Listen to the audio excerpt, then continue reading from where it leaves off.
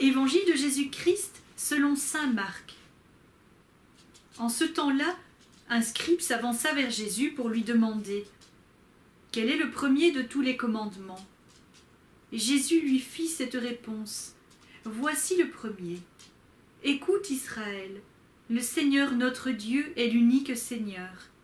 Tu aimeras le Seigneur ton Dieu de tout ton cœur, de toute ton âme, de tout ton esprit et de toute ta force. Et voici le second. Tu aimeras ton prochain comme toi-même. Il n'y a pas de commandement plus grand que ceux-là. » Le scribe reprit « Fort bien, maître, tu as dit vrai. Dieu est l'unique et il n'y en a pas d'autre que lui. L'aimer de tout son cœur et de toute son intelligence, de toute sa force et aimer son prochain comme soi-même vaut mieux que toute offrande d'holocauste et de sacrifice. » Jésus, voyant qu'il avait fait une remarque judicieuse, lui dit « Tu n'es pas loin du royaume de Dieu. » Et personne n'osait plus l'interroger. Parole du Seigneur. Bonjour. Toujours heureux de vous retrouver pour faire ce partage d'évangile sur lequel nous avons déjà prêché, mais nous revenons pour donner un petit peu plus de détails. Et aujourd'hui, nous avons, au fond, tout le résumé de la loi. Pendant ce temps de carême, nous avons eu différents moments, lecture de semaine ou du dimanche, où la loi nous a été redite. La loi dans l'Exode, la loi dans le Deutéronome, voilà, le Lévitique, la loi du peuple hébreu, les 613 commandements. Et puis alors là, Jésus, face aux scribes, il résume cette loi, il donne l'essentiel, la quintessence. Tu aimeras ton Dieu de tout ton cœur, ton âme, ton esprit, ta force, et puis le prochain comme toi-même. Avant de commencer, petite nuance déjà, on voit la différence entre les deux. Il nous a demandé aimer Dieu de tout notre cœur, et pas le prochain, tout notre cœur, notre force. C'est le prochain comme nous-mêmes. On remet les choses en place. Au fond, la loi. Eh bien, la loi, nous savons, ceux qui étudient, ceux qui font l'anthropologie, savent que les hommes, quels qu'ils soient, ont besoin de légiférer et de faire des lois pour répondre à leur angoisse existentielle. L'homme est un angoissé, c'est un peureux. Alors il se met des règles, voilà, qu'il va bien sûr franchir. Ça c'est le jeu. C'est le jeu de notre pain quotidien. Quand nous avons un règlement, eh bien, nous allons le franchir. Mais si on ne met pas de règlement, si on dit aujourd'hui dans Liège, en Bruxelles, dans Paris, roulez comme vous voulez, comme vous voulez. Il y a des pays où on voit cela parfois, des pays dans d'autres continents, mais vous voyez ce que ça prend. Il y a des bouchons qui prennent 3 heures et tout le monde klaxonne. En Inde, par exemple, il y a des rues, c'est épouvantable. Donc, on ne peut pas dire rouler n'importe comment, mais on met un code de la route.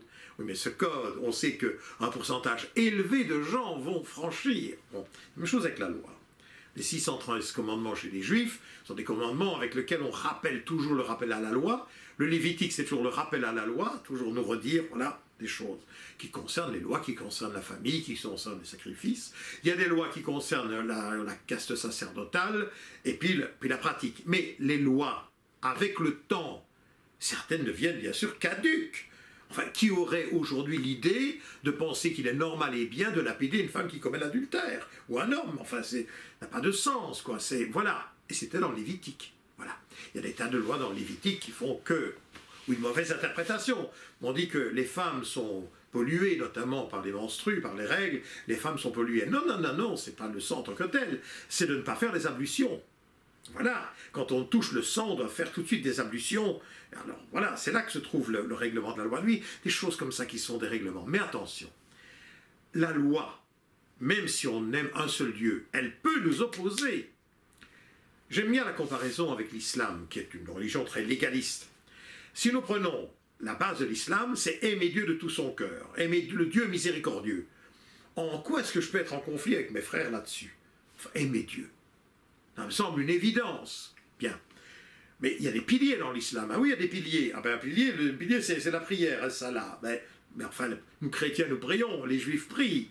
Ah, vous me direz, oui, mais il y a le pèlerinage. Ben oui, il y en a qui vont à la Mecque. Ben nous, chrétiens ou d'autres, nous sommes toujours en train de faire un pèlerinage quelque part. Le pèlerinage fait partie de l'homme.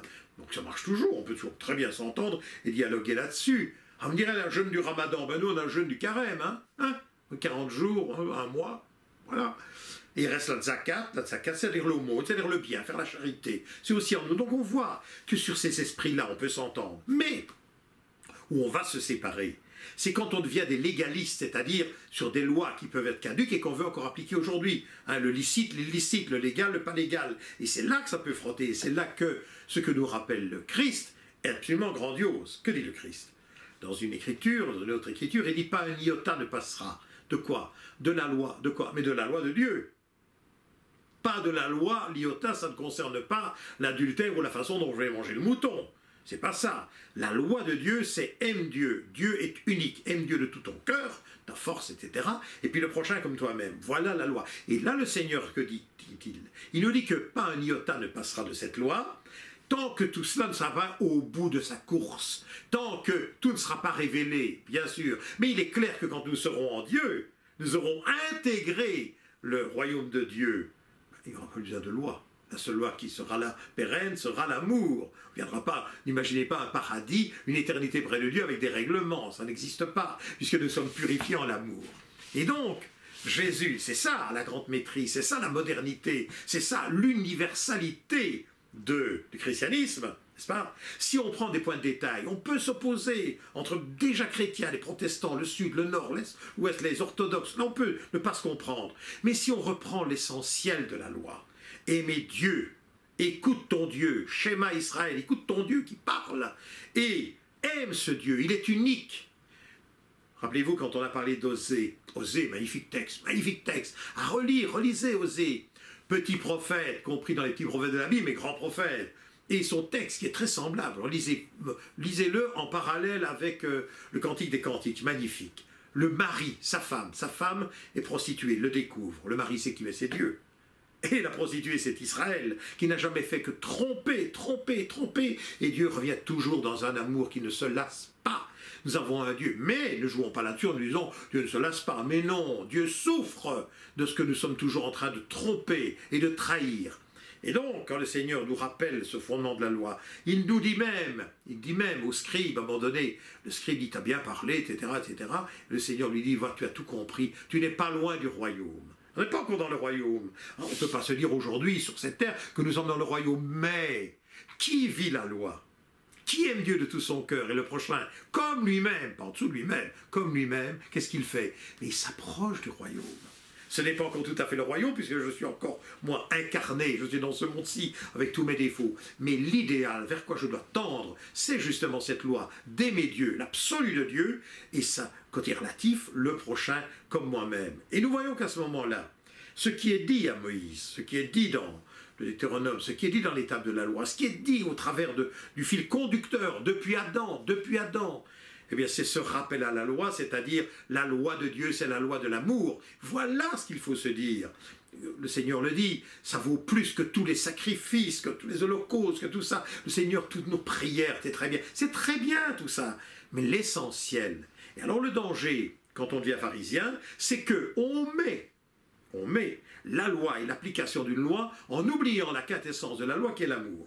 Donc il n'y a plus l'amour, il devient le jugement, il devient la condamnation, il devient l'âpreté. On juge l'autre sur des applications. Ah, il n'a pas fait ça, ah, il a fait ceci, ah, il a mangé cela, ah, il a trompé celui-là, ah, il a fait ça. On ne voit plus que ça. Et on ne voit plus la miséricorde. Qu'est-ce que la miséricorde? C'est le lien qui nous permet de réintégrer le Seigneur. Voilà, si vous voulez une image. C'est la corde, la miséricorde. La corde, le cœur bien sûr, mais c'est en même temps la corde qui nous ramène vers le Seigneur, voilà, permet de regravir la montagne. Nous tombons, et Dieu dans son amour nous dit, voilà, je te donne, prends, saisis, et monte. Et nous, qui est-ce qu'on saisit? Mais le Christ. Et on remonte avec le Christ, et on est reparti avec lui. Donc la chute est toujours possible. Une chose est de tomber sans l'avoir cherché, une chose est de provoquer et de le vouloir et de tenter Dieu. Ça, c'est autre chose, c'est extrêmement grave. Mais on tous comme ça faillibles, on prend des résolutions, puis patatraf. Et puis on s'en remet en route, mais nous devons intégrer, si nous voulons être proches du royaume de Dieu, comme il est dit par le Christ au scribe, eh bien il faut absolument comprendre l'essentiel de cette loi. Et on peut à ce moment-là saisir, pas un iota ne passera, c'est pas l'iota de la loi et des 613 commandements, si l'on vivrait encore tous, là maintenant, les 613 commandements du peuple hébreu. Non, c'est l'amour, qui est la quintessence même de la loi. Là, ça ne changera pas.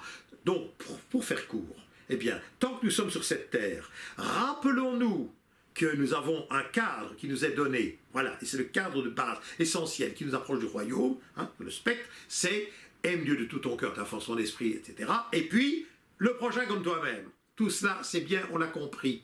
En Dieu, dans l'éternité, il n'y a pas de rappel à la loi, puisque nous sommes automatiquement dans la loi de Dieu, qui est la loi de l'amour. Et puis, le reste, eh bien, ce sont des lois, ce sont des préceptes, ce sont des conseils qui nous sont donnés pour pouvoir vivre ensemble et qui font qu'il y a l'évolution. Prenons l'époque paulinienne, on ne pense plus nécessairement, je l'espère, le rapport aux femmes comme Paul le pense, mais il faut le remettre dans un contexte. Le reste, la façon de faire, voilà, qui sont des rituels. Comme une brave dame me disait un jour, mais mon père, maintenant, on peut manger avant d'aller à la communion. Ou mon père, on n'est plus obligé de manger du poisson le vendredi. Voilà, il y a des gens pour qui c'était... Et une dame me disait, on peut manger du poisson, mais on nous change toute notre religion. Oui, la religion, mais sa religion est une chose, l'amour en est une autre, la foi est autre chose. Donc, un côté relatif par rapport aux préceptes que l'on doit comprendre, intégrer et vivre avec beaucoup de miséricorde. Et puis, l'essentiel de cette loi, l'amour pour Dieu. Dieu est unique et je ne vais pas tromper, blasphémer, avoir des idoles. Et puis le prochain, très difficile, parce qu'il faut le pratiquer. Le prochain comme soi-même. Ce que je veux de bien pour moi, je le veux aussi pour l'autre. Voilà la loi et les prophètes. Ce que dit la loi et les prophètes qui sont, hein, le nom le dit, qui parlent au nom de Dieu, ils ne parlent pas de Dieu, ils parlent au nom de Dieu, hein, prophétisent. Les prophètes nous le rappellent sans cesse, il y a des prophètes aussi en notre époque, il y a encore des prophètes qui parlent au nom du Seigneur et qui rappellent l'essentiel de cette loi d'amour. Et bien pour le reste, c'est absolument passionnant, enthousiasmant de savoir que nous allons dans cette route qui va vers Pâques, mais que nous savons que notre loi à nous est une loi de liberté, parce que c'est une loi d'amour et que de la vivre, elle fait l'homme heureux et elle fait l'homme debout, ce que veut le Seigneur. Amen.